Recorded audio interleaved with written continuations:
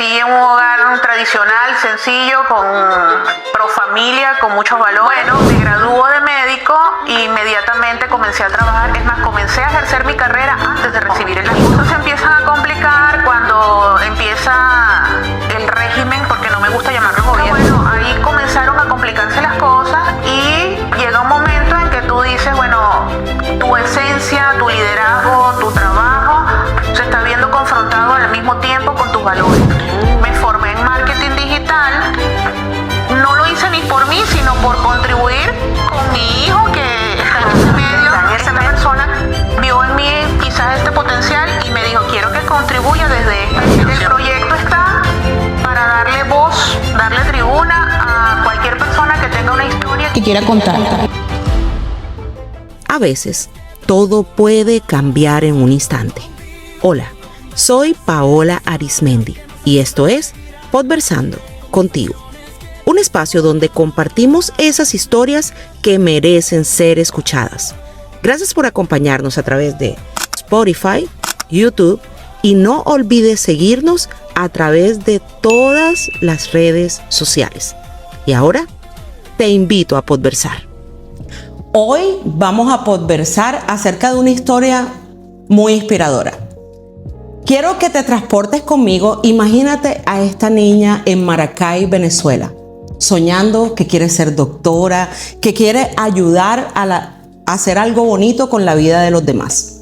Luego esa niña crece, consigue ese sueño, pero luego empiezan a haber cambios en su país, cambios que la hacen tomar la decisión de tener que emigrar a los Estados Unidos. Algo que yo sé con lo que muchos de ustedes que nos están escuchando y viendo se sienten identificados.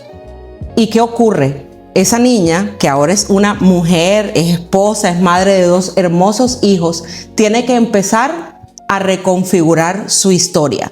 Y su historia la está llevando en estos momentos a que ella quiera ayudar a darle a otras personas que están viviendo lo mismo que ella vivió, voz para esos emigrantes que están en este país, que están empezando desde cero. Pero para que sea la protagonista de esa historia la que nos cuente el cuento, le doy la bienvenida hoy a mi invitada en Podversando contigo, a Carla Padrón Acosta. Carla, gracias. Bienvenida, doctora Carla Padrón Acosta. Gracias, Pao, gracias. De verdad que un placer por esta oportunidad. Y bueno, Dios no se equivoca y estamos aquí. No, aquí estamos. Y Carla, cuéntame, ¿cómo estás? ¿Estás lista para podversar hoy conmigo? Estamos listos para contar un poco del camino que hemos transitado. Así es, yo sé que apenas yo di como una pincelada en tu vida, pero por eso es que queremos que tú seas la que nos haga la historia. ¿Qué nos puedes contar, Carla, de tus inicios? ¿Quién es Carla? Bueno, cuando te escuchaba la presentación, wow, me dio una nostalgia y a la vez una satisfacción de ver que parece mentira, pero que la niña creció. La niña creció y bueno, evidentemente pues vengo de un hogar de padres venezolanos. Nacida en Maracay, estado Aragua, Venezuela. Si me preguntas, para mí el mejor país del mundo. Creo que muchos de mis congéneres pues tienen esa opinión. Crecí en un hogar tradicional, sencillo, pro familia, con muchos valores. Me gradué de médico. Somos 2 hermanas. Mi hermana es abogado en Venezuela. Y bueno, estudié la profesión que siempre quise. Gracias a Dios, pues siempre tuve la oportunidad de poder llegar a la meta con obstáculos, como cualquier país latino que sufren todos los países, pero nunca perdiendo el focus. Lo logramos, nos graduamos, tuve la oportunidad pues de hacer familia. Voy para 30 años de matrimonio, de feliz matrimonio. No ha sido fácil, ha sido un crecer constante, un elegirnos diariamente. Y bueno, tengo 2 hermosos hijos. Sí, así como son todas las relaciones, ¿cierto? Exacto, que tienen sus altibajos. Sí, tengo el regalo de Dios. Siempre, como mi hijo me dice, mamá, me encanta cuando dices que eres la niña consentida de sus ojos. Y así me siento, así me he sentido muchas veces. Porque bueno, creo que los deseos genuinos de mi corazón poco a poco Dios los ha ido cumpliendo. Claro que sí. Recuerdo que siempre decía cuando me casé, ay, a mí me encantaría tener 2 hijos. Nació mi hijo varón, que vino a llenar el hogar de amor, de cariño, de todas las expectativas. Y cuando decidimos volver a tener otro hijo, yo le decía, Dios, si no es mucho pedir, quisiera vivir la experiencia de ser mamá de una niña. Y se te cumplió ese deseo. Porque, bueno, el varón nos ha llenado de muchas satisfacciones, pero quiero saber lo que es una niña. Y sabes que todo el mundo dice, bueno, con que venga sano es suficiente, pero yo le decía, yo quiero que venga sano, pero por quiero favor, que si sea no una es mucha niña. molestia, que sea una niña. Pero antes de llegar a esa historia, queremos conocer un poquito más de ti todavía, antesito de llegar a esa parte, mi querida Carla. ¿Cómo fue, vamos a decir, cuando ya tú logras estudiar medicina en Venezuela? Bueno, me graduó de médico e inmediatamente comencé a trabajar. Es más, comencé a ejercer mi carrera antes de recibir el título. Creo que Dios ha sido tan generoso conmigo desde ese entonces que ya yo tenía ofertas de trabajo antes de graduarme, con carta de culminación. Y trabajaba tanto en el público como en el privado.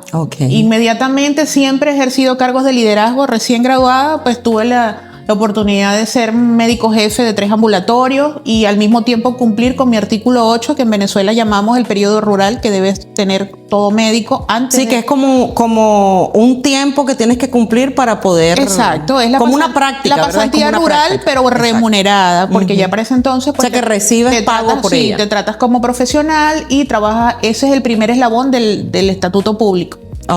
Y bueno, comencé a trabajar con la Corporación de Salud del Estado.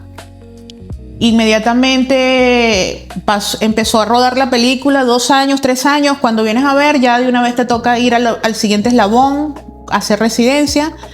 La vida me lleva a ser residente de pediatría por 3 años, pero no quise ser pediatra puericultor, porque bueno, de una u otra manera, cuando fui mamá, en el tiempo, pues ya como que las cosas no... Había ese sentimiento materno, a veces de nostalgia, cuando las cosas no salen tan bien. Claro, que obviamente vas a experimentar diferentes situaciones. Que te pones en el lugar de mamá, quizás. Claro. Entonces ahí me di cuenta que no era lo mío. Y todas las personas en su momento que me conocen, que incluso jefes que tuve, pues creo que los decepcioné porque querían verme como pediatra puericultor y me decían que tenía la madera para eso. ¿Qué quiere decir lo que dices pediatra? Pediatra puericultor es educar a la madre. La puericultura es la educación del niño sano. En Venezuela, ¿no? Y de hecho el posgrado sale así, pediatra puericultor. Y no, pero qué interesante, porque creo que en diferentes países que nos están escuchando y viendo no se utiliza a lo mejor quizás la misma terminología. Pero en Venezuela te gradúas como pediatra puericultor. Y entonces, bueno, hice la pediatría, me fue muy bien, logré muchas satisfacciones. Creo que me preparó al mismo tiempo en la maternidad, pero a la larga pues escogí no ser pediatra. Hice ecografía, hice 1 año y medio de ecografía, inmediatamente hice medicina familiar, trabajé con las instituciones del Estado como médico de familia, pero después la vida me llevó a trabajar en la empresa eléctrica y me vi obligada a sacar la especialidad de medicina ocupacional, higiene del ambiente laboral. Carla, ¿qué quiere decir esto de trabajar en la empresa eléctrica? Bueno, para aquellos que no conocemos. Las condiciones de las empresas o de las organizaciones, cuando están conformadas de una manera como lo exige la ley de cada país, pues la parte médica tiene que ver con la salud de los trabajadores. Y bueno, nos formamos como médicos ocupacionales para velar el cumplimiento de la salud organizacional. Entonces, bueno, llego a la empresa eléctrica y me encargo allí, duré 14 años. ¿Que eso venía siendo un tipo de institución privada o del gobierno? En su momento fue privada, pero después ya quedó del Estado. Y pasó por muchas transiciones. Yo ingreso a Corpoelec, que es la corporación eléctrica, pero antes esa misma corporación era CADAFE.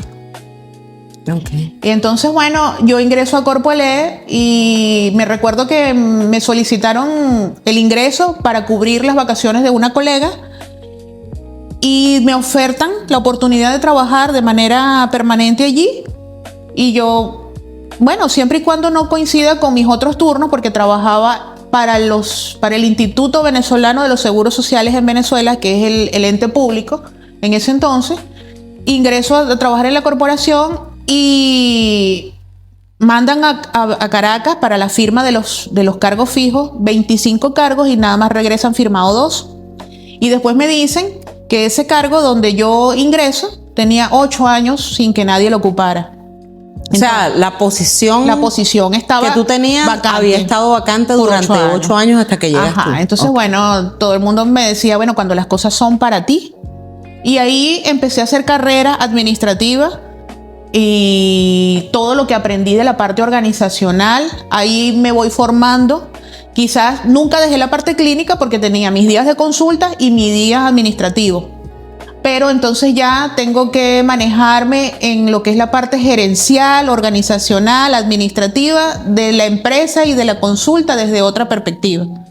Claro. Y ahí hago coaching organizacional, me formo en un diplomado de neurogerencia, porque ya empiezo a formar equipos de altos desempeños dentro de la empresa, trabajar con equipos, todo lo que afecta a la organización, desde la mirada de la mentoría para poder dar las recomendaciones desde la consulta. Y bueno, wow. Fue una experiencia hermosa, amaba mi trabajo. O sea, básicamente tu labor como doctora en ese tipo de organización, o sea, ¿a quién tú atendías en ese momento? ¿A los empleados? Empleados, pero como te digo, nunca me desligué de la parte clínica porque en ese entonces el concepto de consulta incluía empleados y carga familiar. Entonces tenía mis días donde veía la carga familiar como médico de familia. ¿Qué quiere decir eso de la carga familiar? Es decir, que si el trabajador está en la nómina, tiene derecho a la consulta de la empresa de primera instancia como empleado. Como lo que llaman aquí el médico primario, para la esposa, para los hijos y para los padres. Es decir, que yo trabajador tengo a mi mamá dentro de mi línea afiliada y si mi mamá tiene un problema de salud, puede hacer uso del consultorio de la empresa. Igual la esposa, igual los hijos. Entonces me tocaba atender el grupo familiar y al trabajador aparte. Pero el servicio entonces se ofrecía primordialmente en la empresa, en la compañía. En la empresa, por supuesto, sí. Qué interesante. Y teníamos especialistas, o todavía la empresa ofrece especialistas fuera de la consulta que en el momento que el médico considere la valoración, pues referíamos. Y ya si era algo como más que sí, por ejemplo, requería de otro requieres tipo de hacer una gastroscopia, requieres una valoración por gastroenterología, pues haces uso del especialista en esa área. Siempre tener el equipo adicional que trabajaba de manera outsourcing. Al mismo tiempo que trabajaba en Corpolé, pues yo trabajé con mi propia firma personal evaluando empresas en mis horas que no tenía compromiso con la empresa. Y bueno, ahí tuve mi propia firma, CPO Soluciones Ocupacionales, y pues captaba trabajadores en empresas privadas que me contrataban para hacer la valoración preempleo para poder dar ingreso. Y bueno, ahí... Es que es un sistema tan diferente, te lo juro, y no sé si le está pasando a los que nos están escuchando. Es muy diferente, ¿verdad, Carla? A cómo se manejan las cosas acá, en Estados Unidos. Sí, es muy diferente. De hecho, he hecho mis consultas acá y realmente aquí ese rol lo asume el seguro privado. El Correcto. Médico primario y los accidentes laborales y todo lo que tiene que ver con... Todo está como muy separado. Sí, todo es como diferente. Muy sectorizado. Muy sectorizado. En Venezuela funciona diferente porque, bueno, evidentemente existe una ley que rige los derechos de la salud de los trabajadores. Y bueno, siempre uno está en constante formación para eso.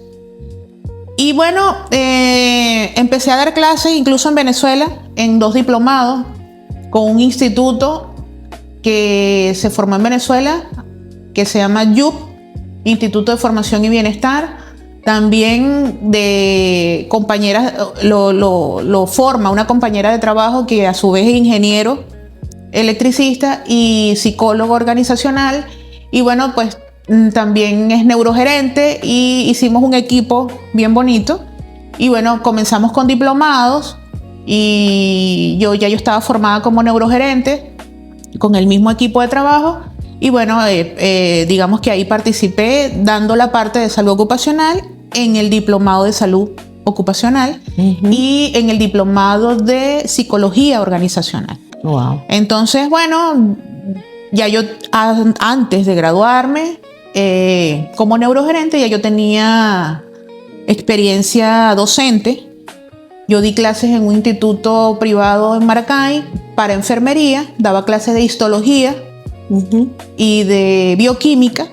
Ya yo tenía experiencia docente porque hice formación docente. Claro, ya venías con esa parte. Entonces, bueno, he estado siempre un poquito ligada en la parte docente. Yo creo que todos los médicos de una u otra manera pues somos docentes porque vivimos educando a la población, educando al paciente, educando a la familia. Pero cuando le damos, como quien dice, la parte formal, formalizamos ese aprendizaje, pues nos sentimos docentes. Así es. Carla, ¿y qué empieza a ocurrir en ese ambiente laboral? ¿Qué es lo que va a hacer luego que tú emigres de Venezuela? Bueno, las cosas se empiezan a complicar cuando empieza el régimen, porque no me gusta llamarlo gobierno, porque pienso que cuando uno habla de la palabra gobierno uno piensa en democracia y realmente pues en Venezuela la democracia desapareció progresivamente. Llegó un régimen que se instaló y empezó, palabras más, palabras menos, para hacerte el cuento largo, muy corto, las instituciones empezaron a conformarse por la autoridad militar. Y lo que fue en su momento instituciones bien democráticas, donde había meritocracia, donde tú entrabas por méritos académicos, y todo cambió de la noche a la mañana de una manera muy autoritaria, muy burocrática, muy maltratadora, y al punto de que yo, como médico acostumbrada a trabajar en ambientes civiles, tuve de jefe una persona que viene de formación castrense, ortodoxa, sí, porque se llama así castrense porque vienen de formar filas, de comandar ejércitos, de comandar batallones, y realmente tú te das cuenta que... ¿Pero castrense de castrar o castrense del otro régimen que se ha vivido en los alrededores? Bueno, es que la parte de castrense quiere decir que viene con un solo modelo, ¿no? Formación castrense habla de cualquier liderazgo militar autoritario. Okay. Pero si tú me lo pones a analizar, tendría que ver también con ese tinte político, porque para nadie es un secreto que el gobierno venezolano, porque bueno, ya saben que soy de Venezuela, viene altamente ligado con el gobierno cubano. Por eso te hago la pregunta, porque... Y entonces, bueno, ahí comenzaron a complicarse las cosas y llega un momento en que tú dices, bueno, tu esencia, tu liderazgo, tu trabajo se está viendo confrontado al mismo tiempo con tus valores.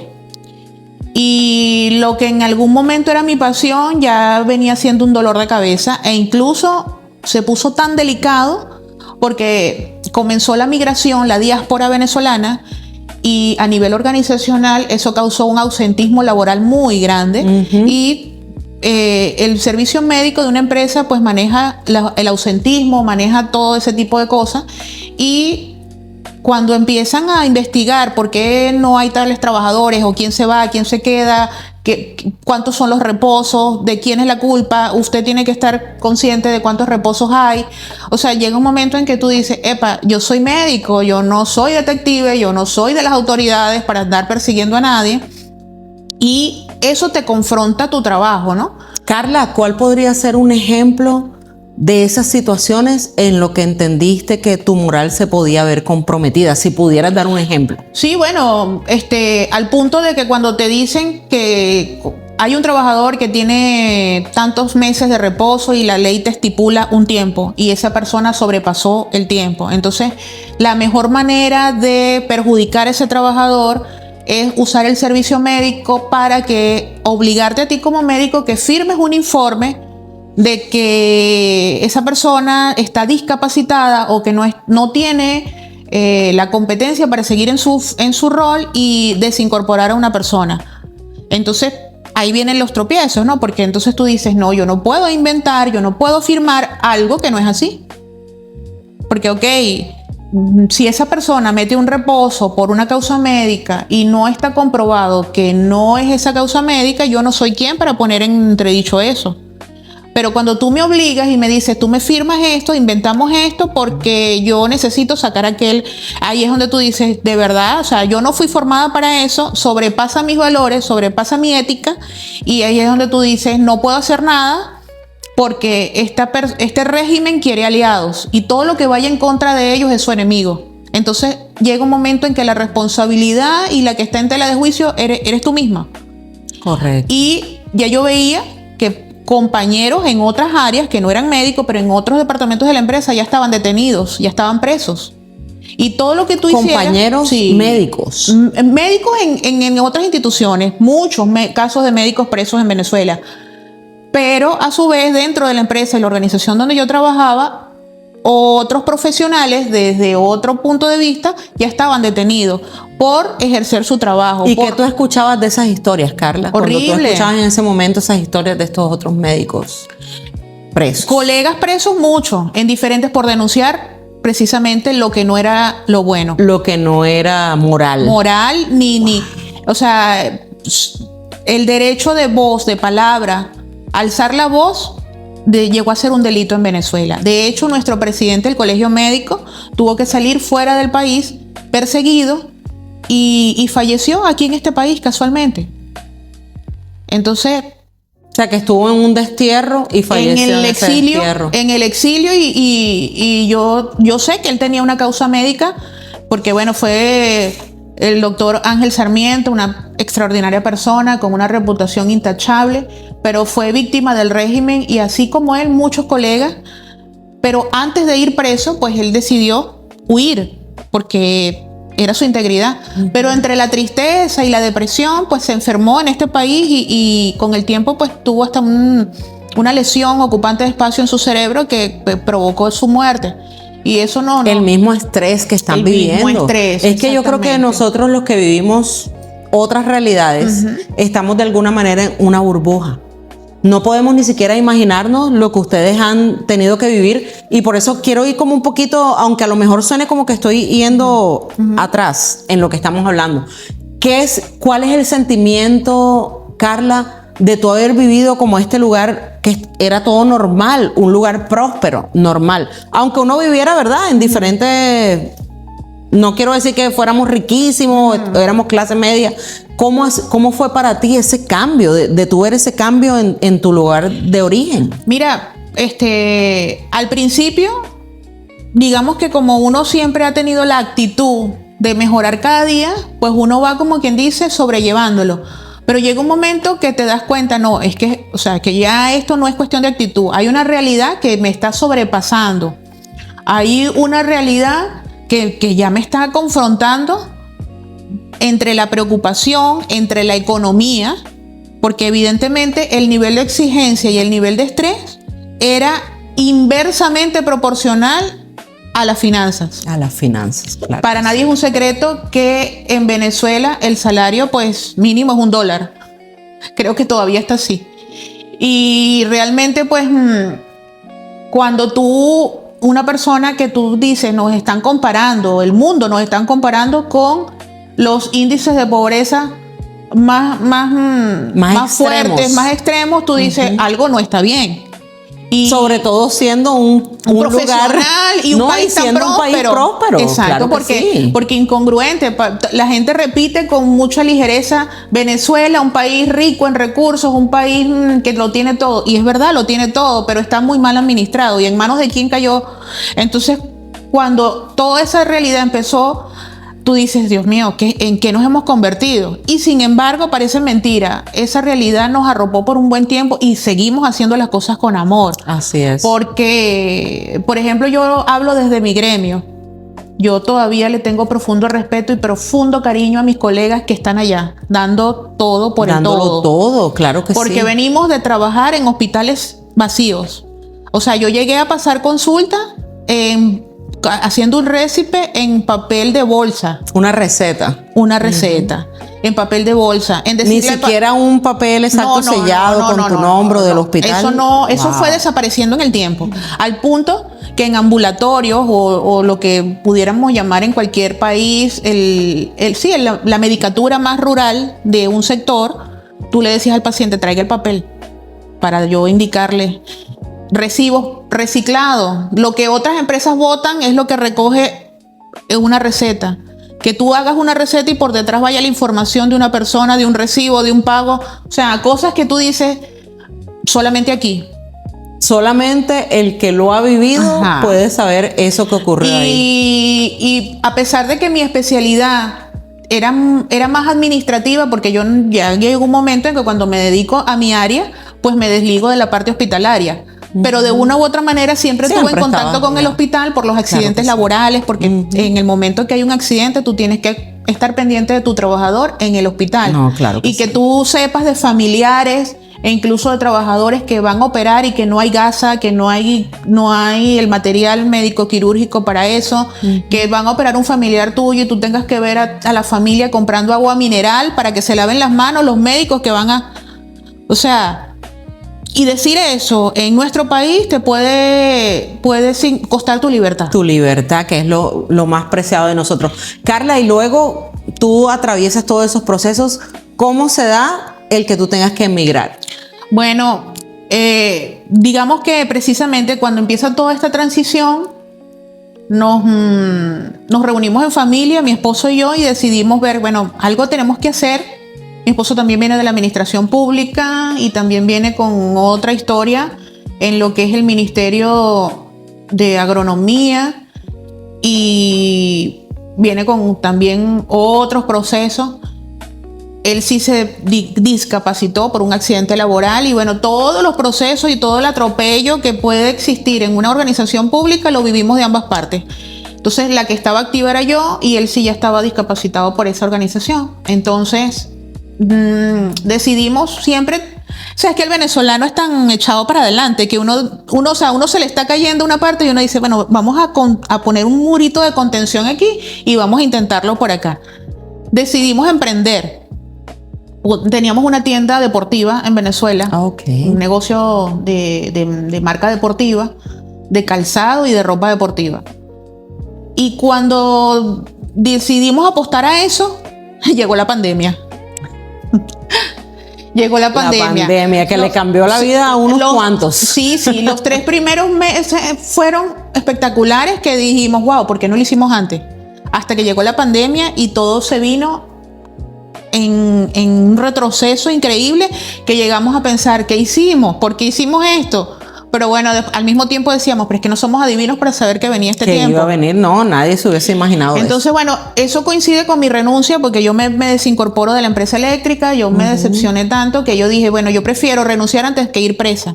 Eso me costó mucho, fui cuestionada, no me dieron la renuncia en el momento porque incluso recuerdo mi jefe directo en ese momento decirme que eso podría ser traición a la patria porque yo en el tiempo renunció primero la colega con que yo compartía la consulta y entonces pues yo me quedé sola con otro colega y yo tenía un cargo allí casi que de jefatura todo el día y entonces pues como tenía un cargo de responsabilidad eso significaba traición a la patria. Ahí me tuvieron vacilándome para firmarme la renuncia y fíjate que bueno, entre el problema, la persecución, los colectivos, toda la gente que en Venezuela pues no estar de la misma opinión, tú eres del otro bando. Entonces, es bueno, una realidad. Era un problema, sí, era un problema casi que de tu vida, de protegerte a ti y proteger tu núcleo familiar, Claro porque entonces sí. se van a atentar contra un hijo mío, van a atentar contra mi familia.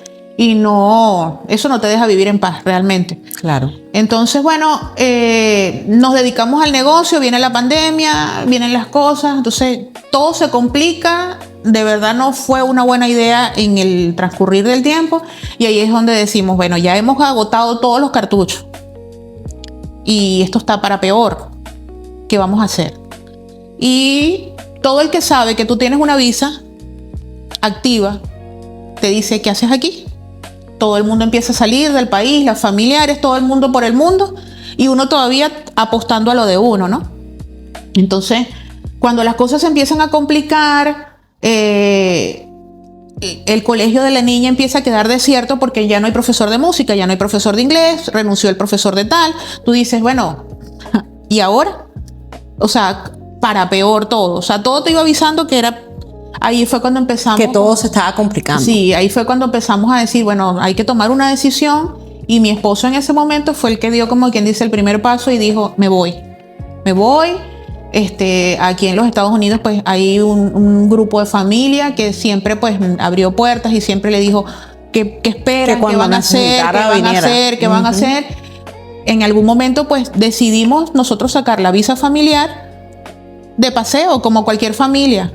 Nunca con las intenciones de mudarnos. De quedarse. De vivir, ajá.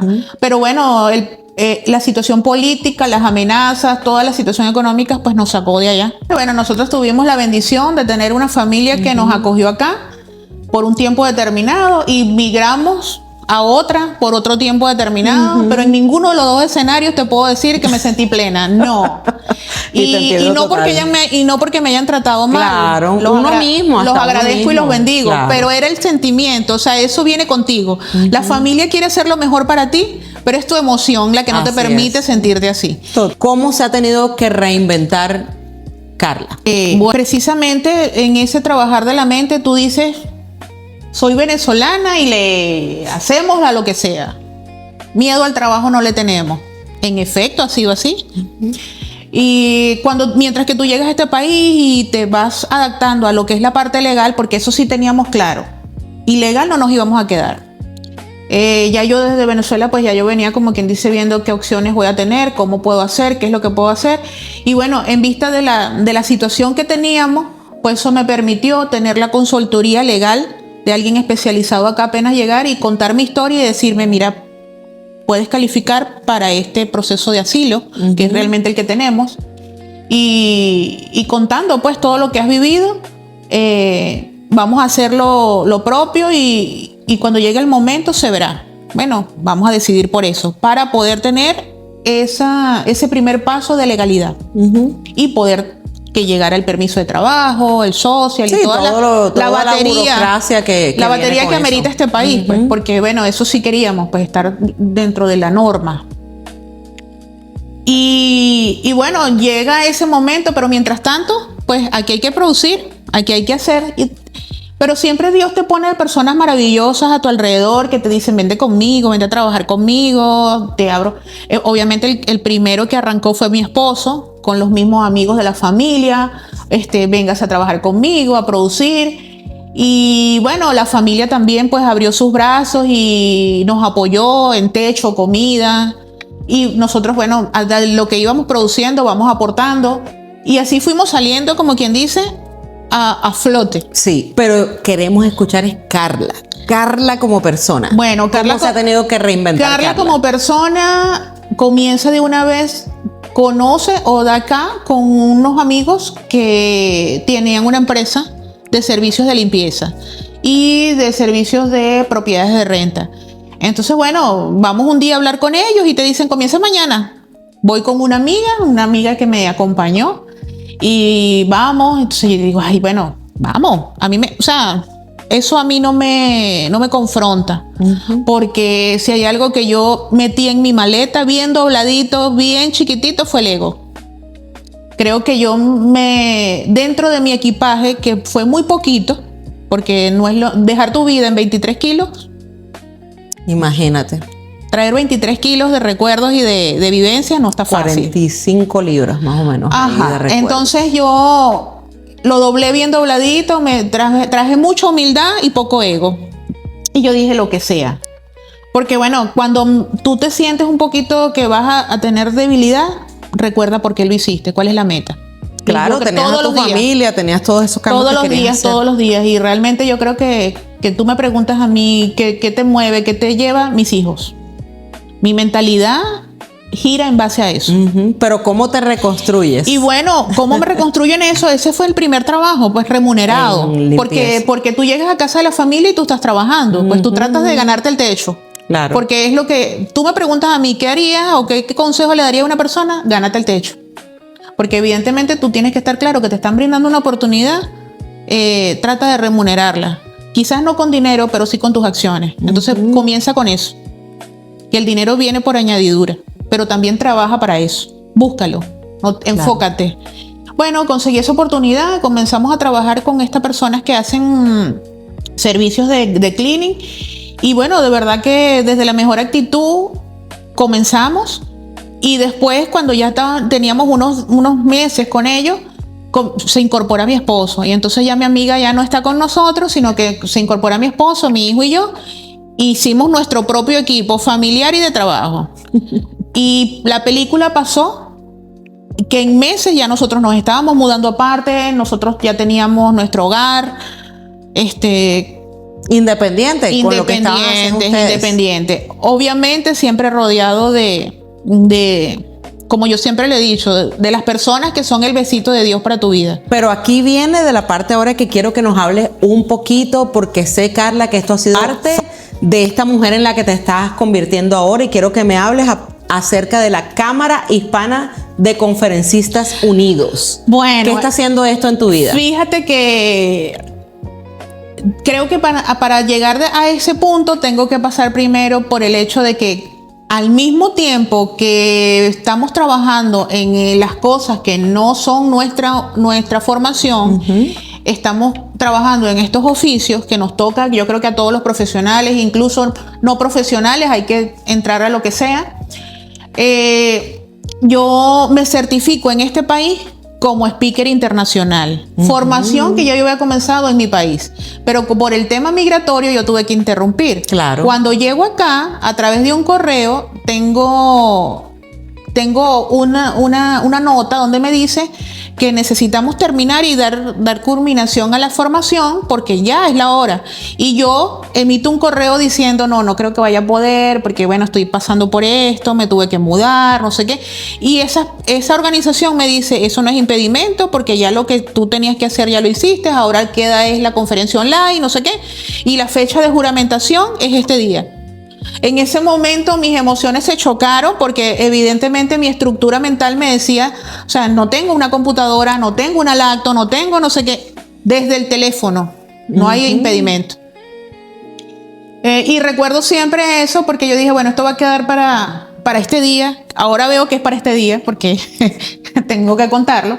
Cuando tú te juramentas ante una organización internacional desde 1 metro cuadrado, desde el rincón del espacio donde estás viviendo, y bueno, te comprometes con lo que tú estás jurando en ese momento de esa organización.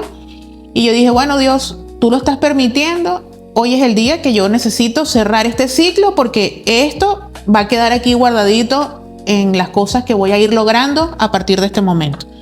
Y bueno, me certifico como Speaker Woman Leader. Recuerdo que mi charla fue la maleta emocional del inmigrante. Fue una charla donde todo el mundo quedó conmovido, todo el mundo quedó... Yo cumplí con mi requisito. Claro, para porque graduarme. venía de tu propia experiencia. Sí, fue vivencial y cumplí con el requisito para graduarme como Speaker Woman Leader y se logró la meta. Al mismo tiempo que estoy en este ámbito, pues de una u otra manera termino de esa formación y me certifico con la gente, con el grupo Grow de liderazgo, porque bueno, siempre he tratado de tener mi mente ocupada. Es decir, hacemos lo que no nos gusta tanto, pero siempre en mi tiempo libre buscar la manera de conectarme con lo que me gusta. Claro. Y conectándome con lo que me gusta y con las cosas que domino, llego con el grupo Grow, que es una organización de liderazgo internacional que está en más de 40 países.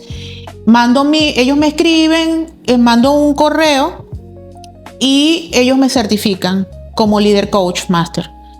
Y entonces, bueno, de acuerdo a mi currículum, yo dije, bueno, no estoy ejerciendo esto, pero también voy a guardar esta acreditación que en algún momento la podré necesitar. Claro que sí. Al mismo tiempo, dentro de ese mismo grupo, salió una certificación para coach, consultores y mentores, y comienzo con ellos esa certificación de mentor líder internacional, acreditado por ellos. Y en la noche me pongo a estudiar y comienzo. Pasaron 4 meses en esa formación y me certifico con ellos también. En el grupo de colegas, de amigos, pues se gesta este proyecto de la Cámara Hispana de Conferencistas Unidos, que lo lleva la doctora Brigitte Rodríguez, quien es una persona, es speaker y es venezolana, También viene de la máxima organización educativa en Venezuela, que es el UPEL, donde egresan todos los docentes. Y ella tenía mucho rato acá como country manager de cámaras de speaker. Y bueno, nos conocemos. Ella me dio clase en esa formación y ella ya tenía este sueño y su proyecto andando.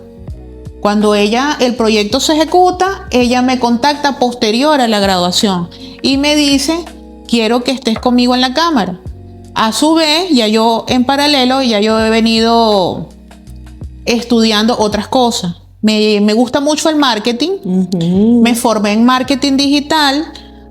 No lo hice ni por mí, sino por contribuir con mi hijo que está en ese medio. Está en ese medio, pero tú te has convertido en la directora de marketing digital de la Cámara Hispana. De la Cámara Hispana. Porque bueno, así que he aprendido destrezas digitales y entonces bueno, lo que he aprendido, esta persona vio en mí quizás este potencial y me dijo, quiero que contribuya desde esta dirección.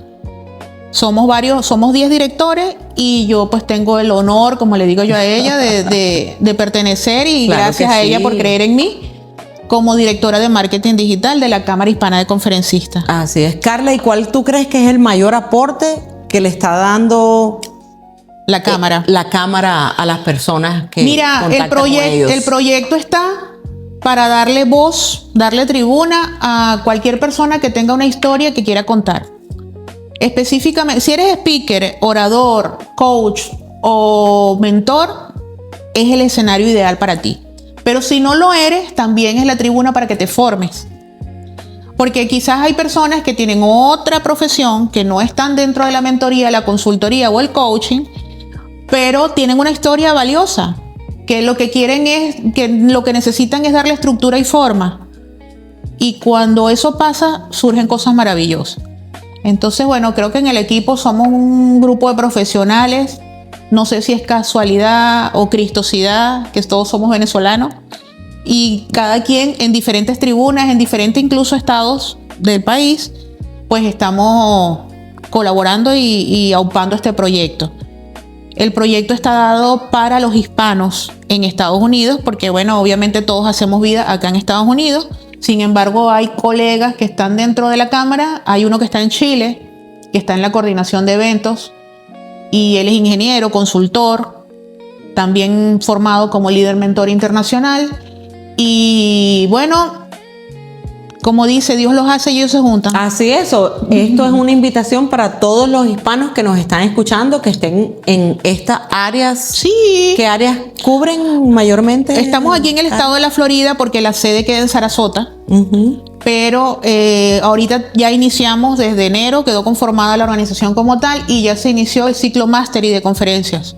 Hay 1 o 2 conferencias por mes de manera gratuita, de excelente calidad, para que cada quien vaya viendo dónde se identifica, qué claro quisiera y bueno, se motive a ser miembro de esta organización. Así es. Carla, ¿dónde tendrían que ingresar para ver la cámara? Para ver la cámara. Aparecemos en todas las redes sociales como Cámara Hispana de Conferencistas Unidos. Va a salir aquí escrito en YouTube.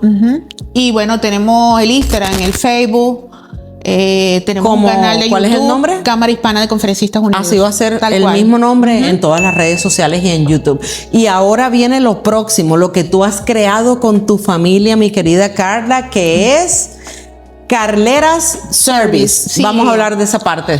Bueno, fíjate que en pro de darle forma a todo, porque bueno, como todo, comenzamos con un oficio de atender servicios de residencias, tanto de renta como de venta. ¿Qué tipo de servicios, Servicios Carla? de limpieza, claro. Servicios de limpieza, de oficina y de todo lo que tiene que ver con el ornato, pues, del cleaning. Y nos ha ido también, de una manera u otra, pues, nos ha sustentado y eso es más que valioso y suficiente. Claro. Que decidimos, como quien dice, bueno, darle un performance personal y quizás si trabajas para sueños de otros, vamos a trabajar por los nuestros. Total. Y Claro que decidimos de una sí. Y vez. es algo muy útil en este país, sobre Sí, todo donde sí. todo el mundo está tan ocupado y con tantas Es rentable, cosas. Es sustentable. algo, claro que sí. Y tiene mucho nicho. Y yo creo que nadie es competencia para nadie porque Totalmente. el Estado es Me sumamente encanta que amplio. lo digas. Exacto. El Estado es sumamente amplio. Ujú. Y como siempre digo, hacemos lo ordinario y le dejamos a Papá Dios lo extraordinario. Así es, mi querida Carla. Así que los que se quieran comunicar con Carlera Service, ¿cómo lo pueden hacer? Tenemos un correo, carleraservice@gmail.com, Y tenemos un Instagram. y también vamos a tener el Instagram. Ya lo tenemos. Ya lo tenemos. Ya tenemos. Carlera Service, el LLC. Instagram. Solamente @ y ese es el que tú vas a encontrar súper rapidito. Sí, Así que y no creo que exista otra Carlera. No, Carlera es Carlera. Yo estoy segura de eso. Así que mi querida Carla, ¿cuál sería tu descripción?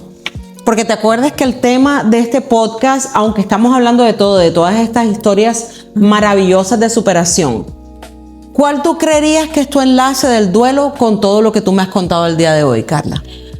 Mira, sin duda alguna el duelo migratorio, porque obviamente esa herida está, como quien dice, ligeramente cicatrizada. ¿Por qué? Porque, bueno, evidentemente está mi madre, que es mi otro motor, ¿verdad? Mi mamá está en Venezuela, está mi hermana y está mi sobrino, que cuando pienso en ellos se me pone el corazón chiquitito. Ya te escuché que Se me pone el corazón chiquitico. esa parte del corazón que se queda en esos lugares, sí, ¿verdad? Sí, es fuerte.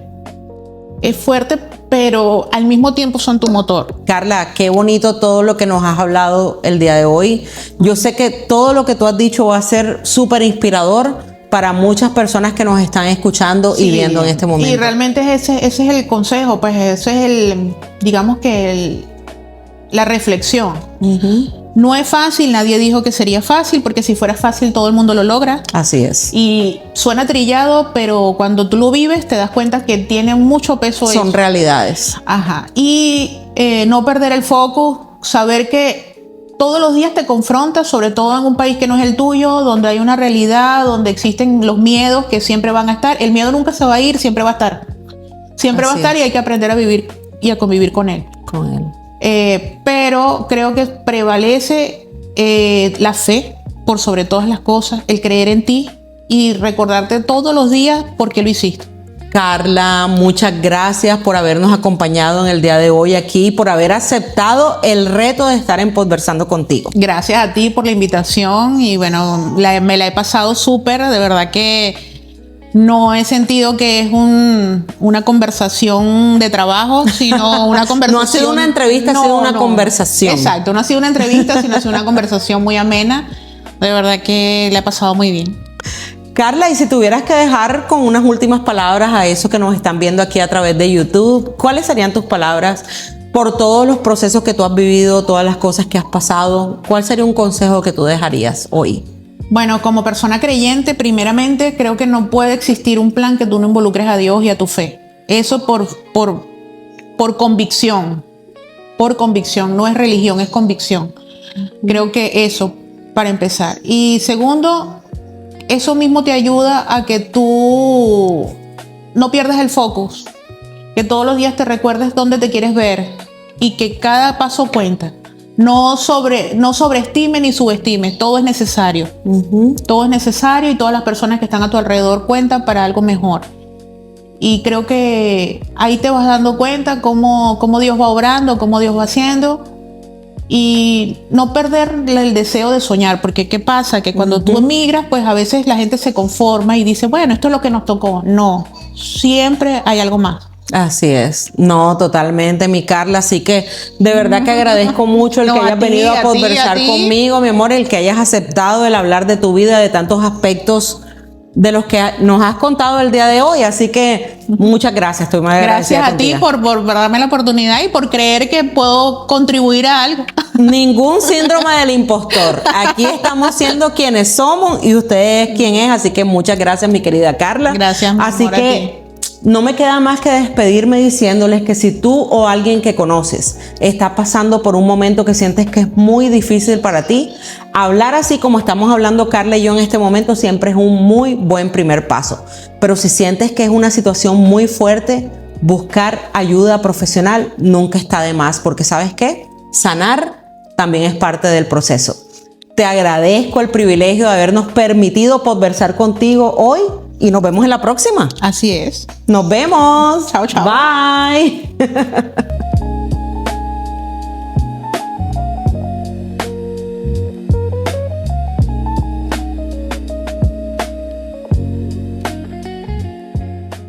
El contenido de Podversando Contigo con Paola Arismendi es solo informativo y no sustituye atención médica, psicológica ni profesional. Si estás atravesando un momento difícil y necesitas ayuda inmediata, comunícate con los servicios de emergencia locales.